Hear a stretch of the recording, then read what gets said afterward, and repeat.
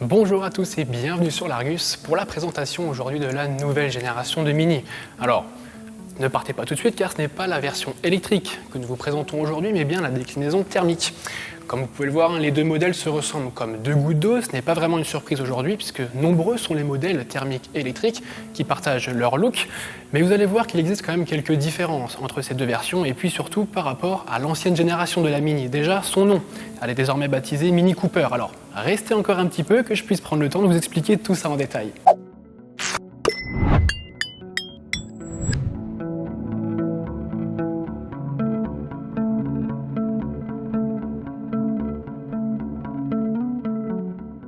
Bon, j'ai envie de dire à ceux qui ont vu notre vidéo de présentation sur la version électrique à l'été dernier qu'ils ne vont pas apprendre grand chose de plus sur la partie design, si ce n'est quelques détails comme le dessin du capot à l'avant. En revanche, comparé à l'ancienne génération, les changements sont un peu plus présents. À l'avant, ça reste quand même assez subtil, notamment avec cette grande gueule de requin-baleine, moi comme je l'appelle, et qui fait office de calandre, qui s'étend jusqu'en bas du pare-choc. Celle-ci a été redessinée, tout comme les blocs optiques qui adoptent une signature lumineuse personnalisable en option. Et puis vous aurez sans doute remarqué la disparition des prises d'air au niveau des extrémités du bouclier, ainsi que sur le capot à l'avant. Ça, c'est ce qu'on pouvait avoir sur la version Cooper S. Alors, je trouve ça un petit peu dommage parce que je trouve qu'elle manque un petit peu de caractère maintenant, cette Mini. Quand on se dirige vers l'arrière de cette nouvelle Mini thermique, c'est là qu'on remarque les principales différences avec la version électrique, comme la présence de ces passages de roues grainés, l'absence de poignées de porte affleurantes ou encore avec l'absence de l'antenne requin. Et puis à l'arrière, c'est là qu'on voit la principale évolution entre cette nouvelle Mini et l'ancienne génération, avec une découpe du haillon différente, une différence permise grâce à l'arrivée de ces nouveaux blocs optiques triangulaires qui adoptent toujours le drapeau de l'Union Jack comme signature. Alors ça, c'est disponible en option. Ces blocs optiques ils sont désormais reliés par un bandeau noir où est mentionné au centre le nom de la version, donc Cooper ici pour cette version Cooper C, sinon ce sera Cooper S pour la seconde version disponible au catalogue. Et puis en parlant de la Cooper S, oubliez la double sortie d'échappement présente au centre du bouclier, ça aussi c'est fini. Je vous l'avais dit qu'elle manquait un petit peu de caractère cette nouvelle Mini. On est passé à l'intérieur de cette nouvelle Mini Cooper thermique. Alors j'ai l'impression de me répéter sur chaque nouveauté en disant qu'il n'y a plus rien dans les habitacles, mais j'ai l'impression ici que le concept a été poussé à l'extrême. On a juste sous les yeux ce grand écran rond central de 24 cm de diamètre, il est de série.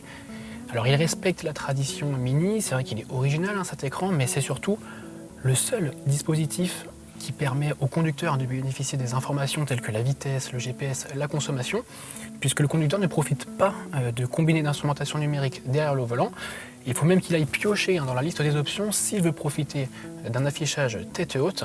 Cet écran il est doté du système d'infodivertissement de dernière génération avec la connectivité 5G, les mises à jour à distance, les applications diverses et variées, voire même certaines inutiles intégrées. Mais moi je trouve ça pas vraiment pratique parce que quand on veut mettre la climatisation par exemple, on est obligé de fouiller un petit peu dans les menus. Alors ça prend pas vraiment énormément de temps puisqu'avec le temps on prend l'habitude, mais il faut quand même faire 2, 3, 4 voire 5 clics. Ça reste moins pratique qu'une bonne vieille molette à tourner et surtout on est obligé de quitter la route des yeux pour regarder sa vitesse ou pour mettre la climatisation ou pour utiliser diverses applications. Alors pour ça on a une petite parade, on peut demander à Spike le chien. Alors c'est pas le personnage de dessin animé qu'on connaît tous, il va pas sortir du coffre ou de la banquette arrière. En fait c'est l'assistant vocal qui peut gérer et activer diverses fonctionnalités à votre place. Bon, côté ergonomie, vous aurez compris que c'est pas vraiment le top. Pour autant, il faut quand même préciser qu'au niveau du volant, on a encore des vraies touches physiques, notamment pour gérer tout ce qui est aide à la conduite. On n'a pas des touches tactiles ou à retour haptique comme chez certains constructeurs. Pour le reste, il faut quand même avouer que l'ambiance à bord est franchement sympathique. On n'a pas de plastique dur à part en partie basse ici, mais moi je trouve pas ça dérangeant. On a des contreportes et une planche de bord qui sont recouverts de tissu issu du recyclage. Alors c'est sympa à l'œil, c'est sympa au toucher, c'est personnalisable. On a aussi une lumière qui vient s'afficher ici et juste ici avec un faisceau juste derrière l'écran tactile. Il se personnalise, la couleur change en fonction des modes de conduite et de l'expérience. Et puis on a aussi un peu plus de rangement comparé à l'ancienne génération. Alors ça, c'est dû à la disparition du levier de vitesse au pied de la console centrale. Vous l'aurez compris, cette nouvelle génération de Mini fait donc l'impasse sur la boîte de vitesse mécanique. Je pense qu'on va être nombreux à regretter l'ancienne génération. À l'arrière, pas vraiment de changement notable comparé à l'ancienne génération. En même temps, on va pas lui demander de faire des miracles à cette nouvelle Mini avec ses 3,86 m pour longueur et ses 2,50 m d'empattement. Pour autant, il faut quand même préciser que la marque a tenté d'optimiser le confort pour ses passagers à l'arrière. Alors, quand on est grand comme moi, c'est pas vraiment pratique, l'assise est quand même assez ferme. En revanche, quand on est un peu plus petit, on a l'avantage d'avoir des dossiers à l'avant qui sont creusés, ça permet de pouvoir placer ses jambes et éviter de taper dans le siège en face avec ses genoux. Alors ça dépanne hein, pour des petits trajets, on peut quand même parcourir des petits trajets même en étant grand aux places d'arrière, mais ça reste quand même des places à privilégier aux enfants et aux petits gabarits, surtout dans cette version 3 portes. Cette Mini porte vraiment bien son nom, la preuve avec son volume de coffre de 210 litres. Alors c'est 1 litre de moins comparé à l'ancienne génération, alors qu'elle fait à peu près la même dimension, mais c'est surtout 45 litres de moins qu'une Kia Picanto, pourtant bien plus petite. Contrairement à la version électrique qui dispose d'une plateforme spécifique, cette nouvelle Mini thermique repose sur une évolution de la plateforme de l'ancienne génération. Du coup, sous le capot, on retrouve les mêmes moteurs que sur l'ancienne Mini avec un 3 cylindres 1,5 litre turbo pour la version Cooper C et un 4 cylindres 2 litres turbo pour la version Cooper S. Alors en revanche, les puissances ont été revues à la hausse, puisque sur la Cooper C, on passe de 136 à 156 chevaux et sur la Cooper S, on dépasse désormais les 200 chevaux. La puissance reste transmise aux roues avant.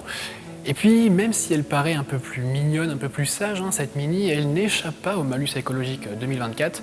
Elle écope d'un malus compris entre 400 et 1400 € selon les versions. Cette taxe viendra s'ajouter au prix de base qui s'élève à 29 500 € pour la version Cooper C et à 33 500 € pour la version Cooper S de base. Cette nouvelle Mini thermique est d'ores et déjà disponible à la commande dans 4 finitions. Elle reste produite à l'usine historique Oxford en Angleterre, contrairement à la version électrique qui elle vient de Chine. Ses premières livraisons sont attendues dans le courant du mois d'avril, et puis une version 5 portes, une version cabriolet et même une version John Cooper Works qui devrait être déclinée aussi bien en électrique qu'en version thermique, devrait rejoindre le catalogue d'ici à la fin de cette année. D'ici là, moi je vous invite à vous abonner à notre chaîne YouTube L'Argus ainsi qu'à nos différents réseaux sociaux pour ne rien manquer de toute l'actualité automobile, et je vous dis à très bientôt pour une nouvelle vidéo. Ciao.